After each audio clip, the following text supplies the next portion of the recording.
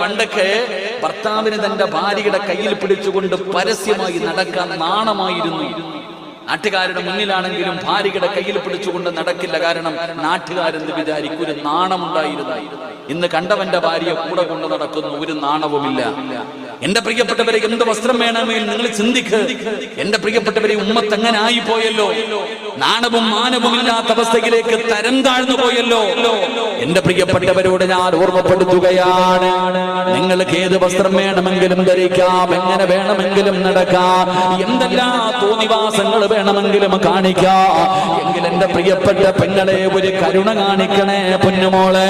എന്റെ പ്രിയപ്പെട്ട സഹോദരിമാരോട് ഒരേ ഒരു അപേക്ഷയേ ഉള്ളൂ. എന്താണ് നിങ്ങളോട് ചോദിക്കുന്നതെന്നറിയുമോ?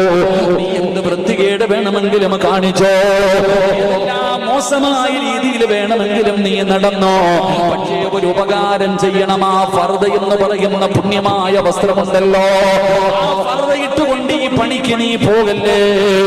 കാരണം നീ ധരിച്ചിരുന്ന ഫർദയുണ്ടല്ലോ, നീ വൃത്തികേടുകൾ കാണിക്കുന്ന മറയാക്കാൻ വേണ്ടി ധരിക്കുന്ന ഈ ഫർദയുണ്ടല്ലോ, അതിലൊരു മഹത്വമുണ്ട് പെങ്ങള്, അതിലൊരു സ്ഥാനമുണ്ട് പെങ്ങള്, അതിലൊരു പാരമ്പര്യമുണ്ട് പെങ്ങള്. അല്ലാഹുവിന്റെ പ്രവാചകന്റെ പ്രിയപ്പെട്ട ഭാര്യയായ മഹ്ദി ഖദീജ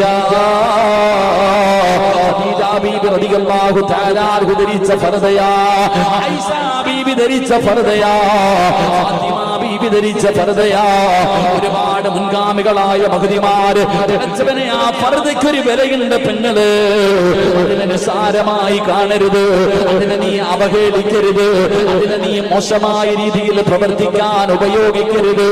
എന്റെ പ്രിയപ്പെട്ടവരോട് പറയുന്നു, സിറാജ് ഉസ്താദ്, നിങ്ങൾ എത്ര തൊണ്ടപൊട്ടി വാഴ്ന്നു പറഞ്ഞാൽ ഞാൻ എന്റെ കോലം മാറൂല, ഞാൻ എന്റെ ഭാഷം മാറ്റൂല, എനിക്ക് തോന്നുന്നത് പോലെ ജീവിക്കുമെന്ന് പറഞ്ഞുകൊണ്ട് പരിഹസിക്കുന്ന യുവത്വത്തിനോട് എങ്ങനെ വേണമെങ്കിലും നടന്നോ, നിനക്ക് ജയ് വിളിക്കാനും നിനക്ക് കൂട്ടുനിൽക്കാനും നിന്നെ സപ്പോർട്ട് ചെയ്യുവാൻ ആളുണ്ട്. ചെറുപ്പക്കാരാളുണ്ടടാ പെങ്ങള്, നിന്റെ കൂടെ നിൽക്കാൻ ഒരുപാട് പേരുണ്ട്. പക്ഷേ എങ്ങനെ വേണമെങ്കിലും നീ നടന്നോ. അല്ലാഹുവിന്റെ പരിശുദ്ധമായ ഖുർആനിലെ ഒരായത്ത് നീ ഓർത്തു വെച്ചോ.